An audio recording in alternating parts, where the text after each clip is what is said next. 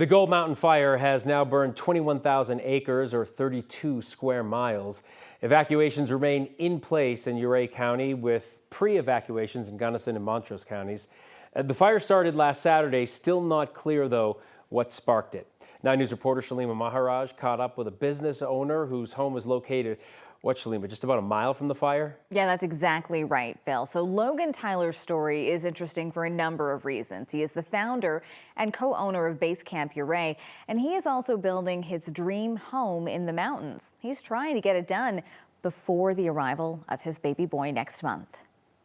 I can't control what the fire does. I can just keep putting the tool bags on and getting this thing done. These days, Logan Tyler tries to find the comedy and the beauty in every moment. Yeah, I've experienced probably the full spectrum of emotions, It hasn't been easy. It's been particularly challenging with this kind of impending doom of a fire lingering at this point less than a mile from my home. A home he's building for his growing family. Every time I go outside to cut a board and I'm cutting on my table saw and looking up at the hillside with this huge plume of smoke, it's kind of like being in a dream where there's a big monster chasing you. There's no waking up from this. And the monster that's raging is the Gold Mountain fire. Well, I've learned over the years that oftentimes really good things come with a certain sense of struggle. It's a hustle he's learned from being a small business owner. There are people that would dream to have the problems that I have. Logan is a seasoned climber and the owner of Base Camp Ouray.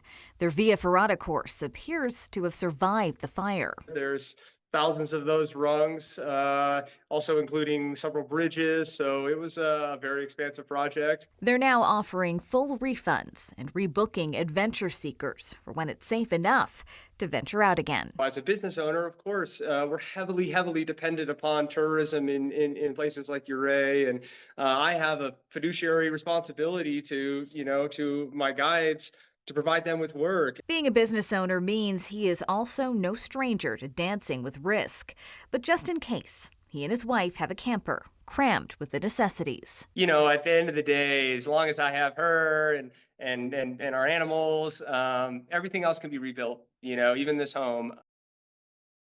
They also have 3 dogs, just to mention that. So a lot of people and animals to be moving. It wasn't just an abysmal winter, of course, for skiers. The lack of snow made for a tough ice climbing season, too. And businesses are heavily reliant on tourism in Ouray. So right now, he does tell us that the city itself appears to be fine. On the downside, though, that means that the fire is drifting towards his home. Reporting live, Shalima Maharaj, 9 News. Shalima, thank you. We want to update you now on some of the other fires burning around the state as well. There was increased fire activity reported for the Willow fire. That's the one near Leadville. The flames have burned nearly 4 square miles. The Willow fire sparked last Sunday. U.S. Forest Service has closed the Colorado Trail from Tennessee Pass to Twin Lakes until further notice. The trail is, though, open south of Twin Lakes. As of tonight, the Willow fire is 0% contained. Near the Utah border, containment on the Snyder fire is growing by the day. As of tonight, crews have the fire 65% contained. Officials say at last check, the Snyder fire had burned a little over 47 square miles and that is burning about 13 miles west of Grand Junction. And in Dolores County, crews have gained some ground on the Ferris fire. They now have 10% containment there. That one has burned more than 42 square miles. Some properties in Dolores and Montezuma counties are still under evacuation orders.